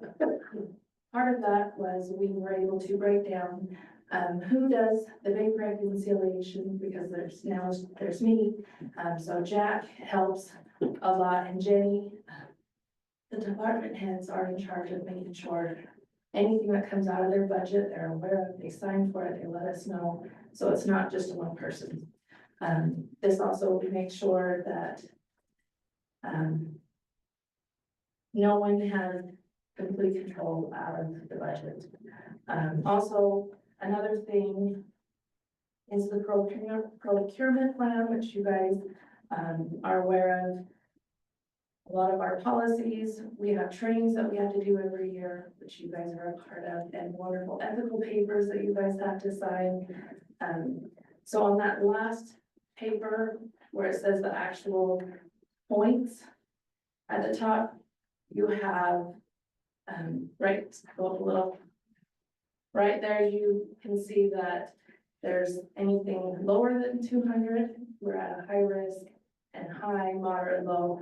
We are actually extremely low. The only thing we were not able to obtain points for is the bachelor's. Other than that, we have hit the mark on everything, which means we are dotting our i's, crossing our t's, making sure that the residents are covered for anything that comes in, that we pay for, the assets that we own, everything's looked over, not just one person has hands on. So, and with our auditor, both he and I would like to make sure that you guys are aware of this every year. It's in the notes, so it's public knowledge. And that's what it is. Any questions?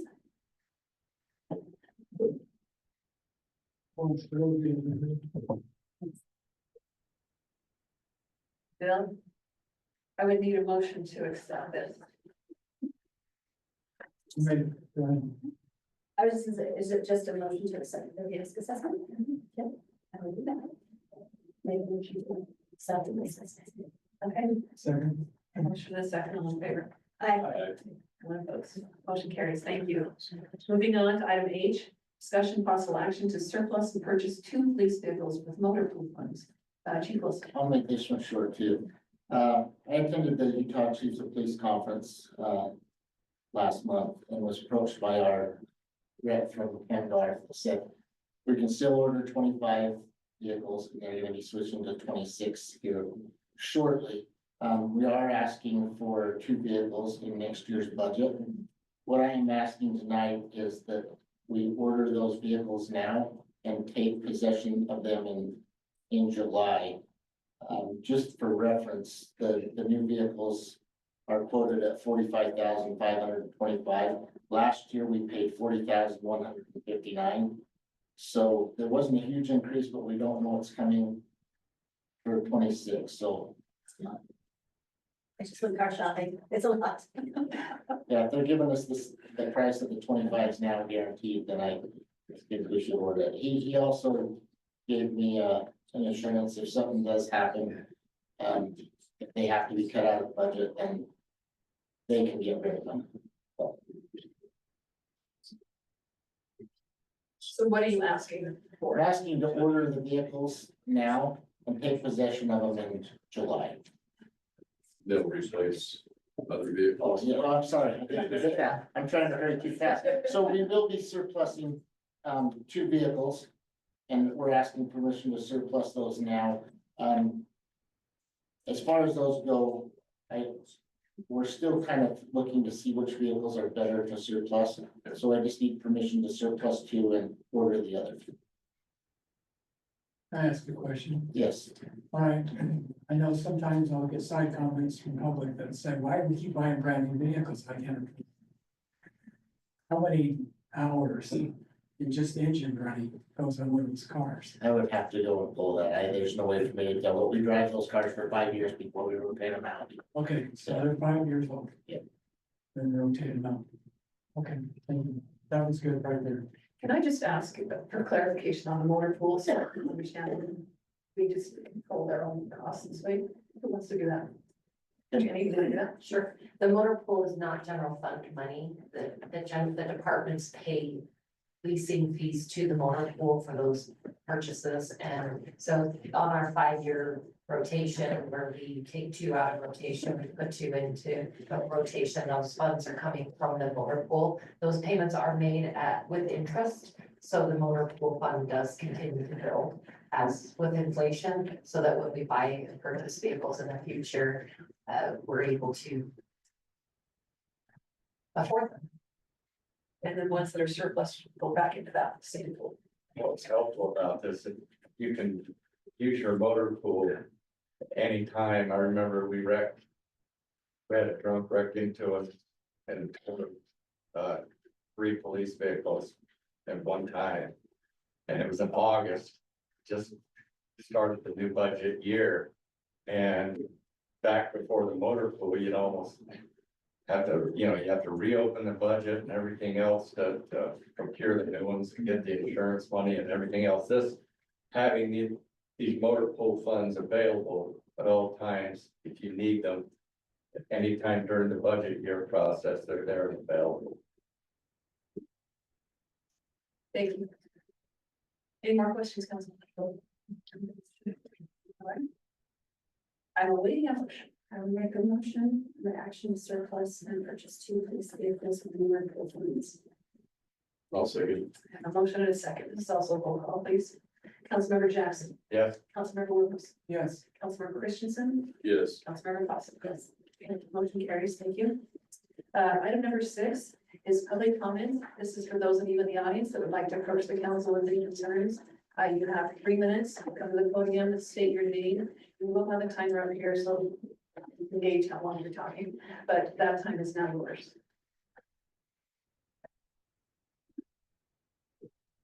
Thank you, for the time. Always, thank you, Chief, for your service. And I want to give kudos to the presentation. This is the best presentation we've had on the needs, not just words, but pictures, and so we can understand. Been a long time in coming. Back in May of 2022, this council approved the $15 million bond, which I will make note that it called for public works, a police station, and a city building. It didn't call for a public work safety building. I guess if you're gonna ask for a public safety building, then you ought to put your resolution to call for a public safety building. That's what you're gonna call it. You can't build what you're not asking for in the bond. Back then, the city hall was projected to be at $3.8 million. The police was $2.6 million. The public works was $4 million. There was other site work. This document that I came up with these numbers is only available from YouTube. It's not a document that ended up in any of the minutes. And at least one councilman said they'd never seen it, but they were the one that proposed the bond had right after this had been presented. So the one concern for sure that I had was, here we had projected costs and they went up. I personally don't believe that they were all from inflation. It was because of planning issues. And I even realized that you talked about the $3.5 million more that's going to be spent. And it looks like there is a need. But at one point, the city decided, because of a cost increase of $1.5 million and some egregious errors in the spreadsheet, they fired the company. That they had, and then chose a different path. And now we're ending up with this. Simple numbers, the public works building that is being built or nearly done, the cost of that is not $6 million, but somehow you came up with more money because the bid was for $7.4 million for R&O.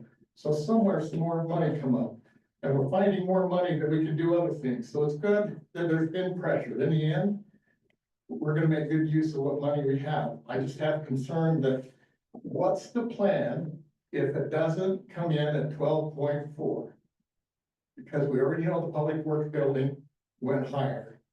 And you've heard scare things about the down south and how much it increased, but that was during the pandemic, but you still got that. So we're gonna have to go with it, but you need a plan on if you're gonna have it, and where's that money gonna come from if it doesn't come in at $12.5 million and you're gonna front run into some problem. Thank you.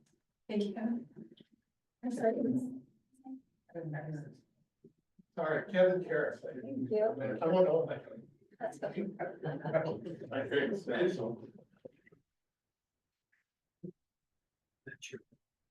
Hi, I'm Scott Satterthwaite. This questioning is gonna be twofold.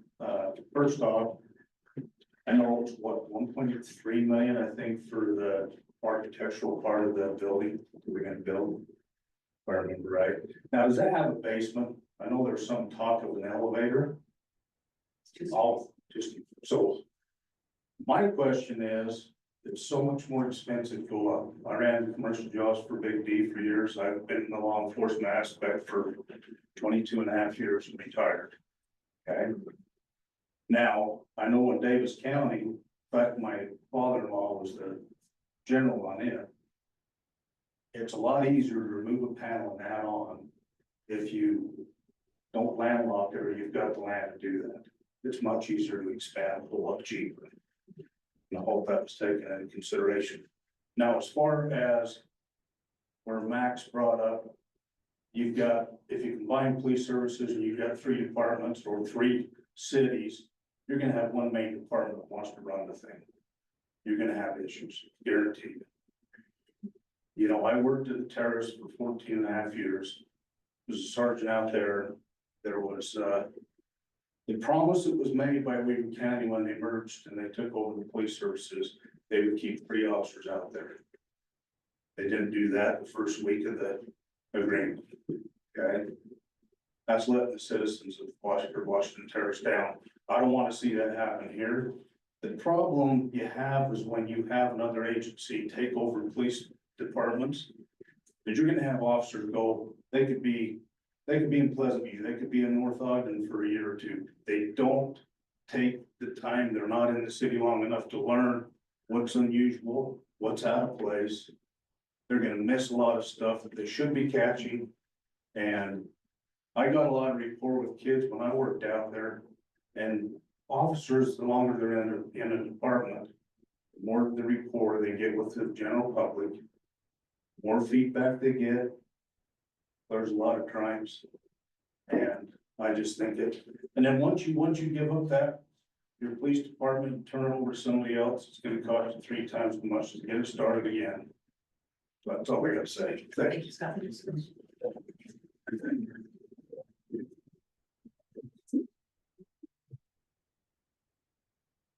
Kevin Jansen, I also appreciate the presentation tonight, very informative, thank you.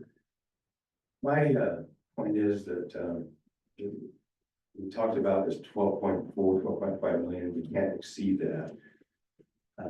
My profession was in construction project management, a lot of that.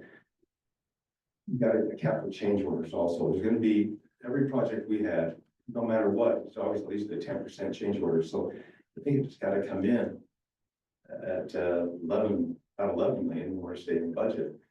And in order to figure that out, to get those project costs, you got to put it up for bid. So you got to get the engineering done, got to put it up for bid, got to come in with 11 million in order to meet your budget.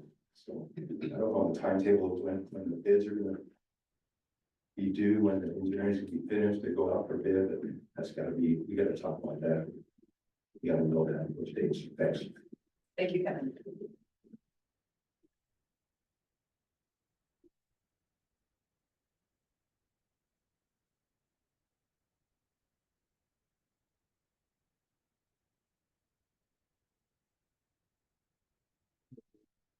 So I agree with the golf course thing. I walk my dog up there every day. Everybody's out there playing it. I would be concerned with bringing in more people. And the vandalism that's happened to our restrooms in the past could increase. I think it's gonna be maybe an additional tasking on our officers to monitor that, so you may want to take that into consideration before you think about doing the improvements, but it does get used a lot. It was nice to see an actual drawing of the building. I will say it's quite elaborate. And now I know why you want to spend $12 million for it. I don't think it meets, it goes with the aesthetics of Harrisville. I think a building more like Mary Slater built would be more appropriate for our city. Something like that, I would imagine in a big city. It look very, very elaborate. I'm all for our law enforcement being safe and secure. So I have no problem with, proceeding with that part of it. As the city hall part of it, I think probably could stay in this building. And that would help reduce your cost. So again, I think that building is quite elaborate for our small city. And that's, the people of Harrisville have said over and over, we don't want this building, we don't want additional monies. And I understand it's not a property tax increase, but it's an increase somewhere for somebody to pay for that. And I just paid $250 to cut a 6-foot curb at my house. That's an exorbitant fee, in my opinion, to cut a 6-foot piece of curbing. I would like to see fees reduced for home as well. So thanks, and that's all I have. Thank you, Rick.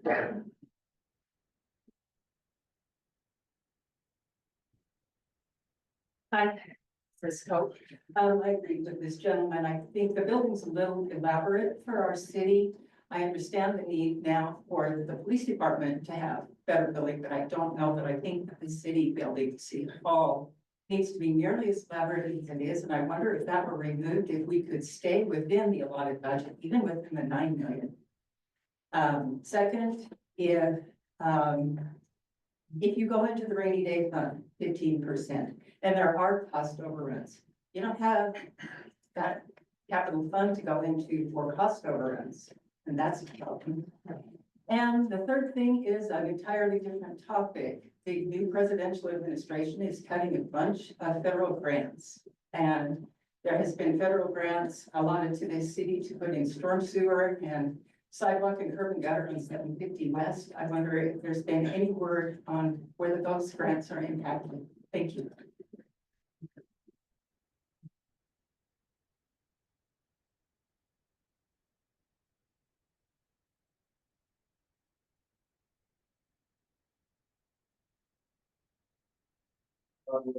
I have kids and we have talked to people coming into our community, I've lived here our whole life. And I know I sit up here and I've only just been coming to these meetings this last little bit, but every time I've been coming to meetings, all I hear is bonds, budget, overspending, different things. The police department presentation they did was great. I see the need, everything else. I get nervous every time we sit here and we say 12 million and a half, we go over, we get budgets. I thought when he made the comment, like when we say whether it's 11 million and that bid comes in and we're actually accommodating for things, because I think when we take a draft or somebody comes to make a plan, it says $12 million, we're always gonna be over. And then we're always asking more money. Every time we turn around, it's just something. And when we have kids and people trying to move into our community, we talked this last one, impact fees, all the different ones, all the different surrounding cities are raising costs. The average home, starter home, is $400,000. Kids and people, everybody here is older than maybe they have homes and equity and everything. But new kids coming into our area trying to grow here, they can't afford it. They're just swamped. We're moving outside communities, moving farther north to try to make it to where they can afford to live in a community like this. I mean, we're seeing these parks and different things, the frisbee golf things, a lot of our courses and different things, parks, not well maintained. I live over by Ryan Junior High. We built a new park. It was great to see a little playground come in. I thought it was a little bit on the whippy side where kids don't have no coverage. We have no trees, no nothing. They sit out there in the hot sun. And when I called and asked what we was doing the whole years I've lived there, nothing was being maintained. Well, we got planned. We got planned. When we comes in and here's this little park. And I see a few kids over there swamping over the thing. I just think as far as our main splash pads, all these different ones, we could do better. If we're gonna average growth, 3,000 more homes coming, what are we doing as a community for everybody to enjoy our space? Thank you. Thank you, Tom.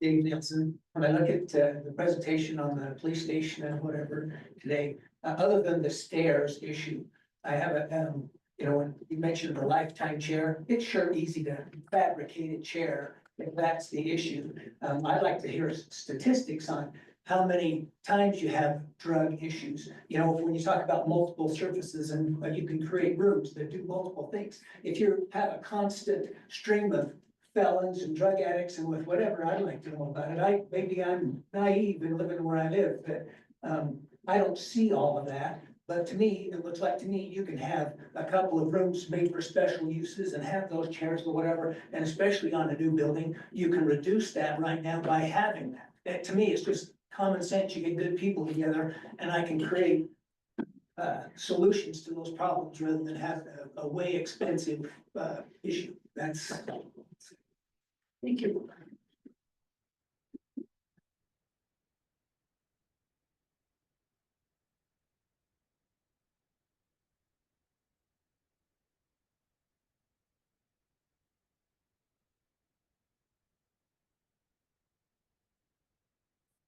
The clock, it's 9 o'clock. I can't, I'm sitting ready to go home after 2 hours. Anybody else? Before I shut this down? All right, I'm gonna end public comments. Oh, I'm sorry. I'm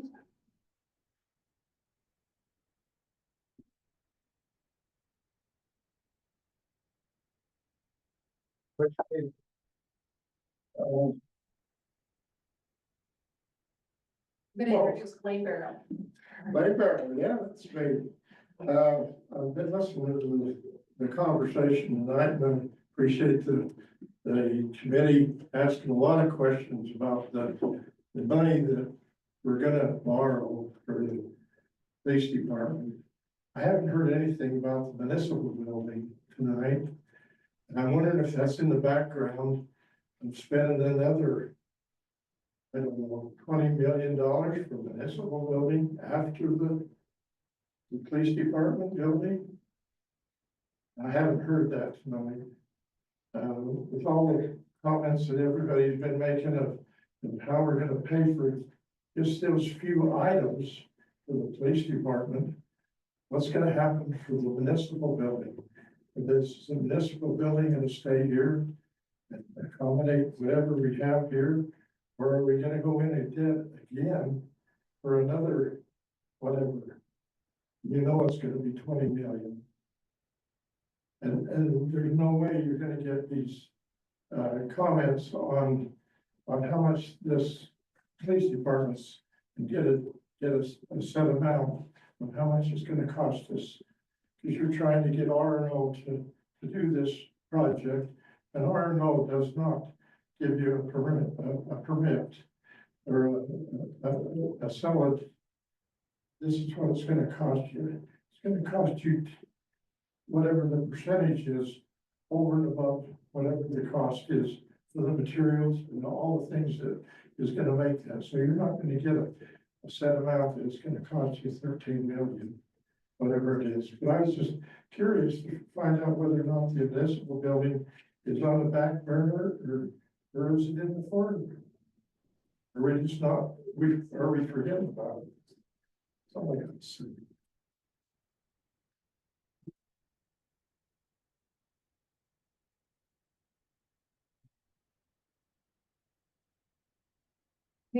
I'm gonna close public comments if that's it. And I've taken notes on all of these and we will have those answers from all of you at the public hearing or the public open house, excuse me. We have mayor council follow-up now. I'm gonna ask Director Schinzel to give us an update on public works. It's coming into summertime, a lot of busy things going on. There's gonna be some roadway projects coming up. As Jenny alluded earlier, the 1750 roadway utilities are underway. There's gonna be a repave of a section of road this next week in the Cinnamon Park subdivision. We're looking at getting some crack seal, seal coat jobs done prior to the July 1st budget window. A lot going on in our roadways. Again, a lot going on in the next few months of runoff and stormwater.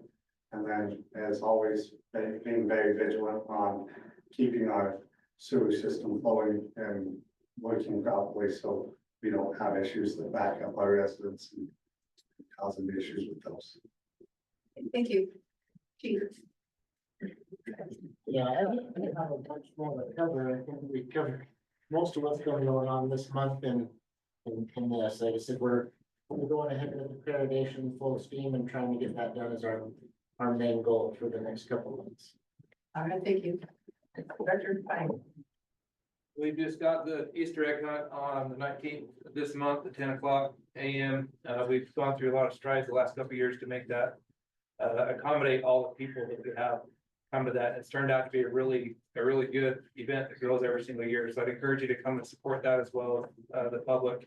And then we've got baseball, softball, T-ball coming up starting in May, so the parks will even look busier than they are now. So what we've got. Mayor, I'd just like to reiterate, plan on moving forward with the passing of the resolution. We're trying to get the website up and going, both the city hall, or excuse me, the city webpage and the police pages available to the public as quickly as possible. We'll be holding that open house the last Tuesday, which is April 29th at 7 p.m. here at the city hall. If we can continue to get that word out, and we'll be here, it'll be a completely informal format. We'll public notice it, assuming all the council members will be here, but it'll be informal. We'll just have questions and answers for our team. Then we'll follow up with the public hearing on May 13th for at 7 p.m. Thank you. Councilmember Jackson.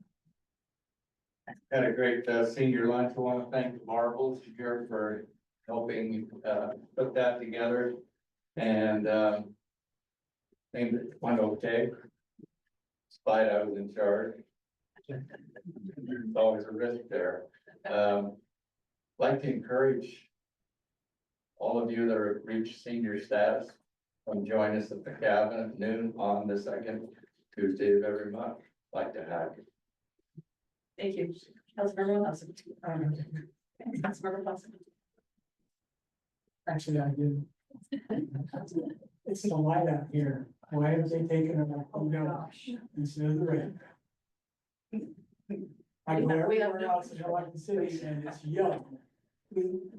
But here it's red and you can't move. It's How do I contact you?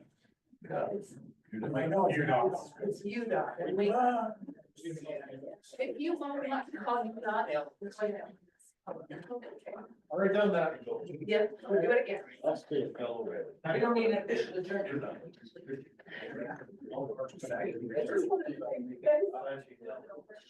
Please. Yes. Sorry, that's. Oh, yeah.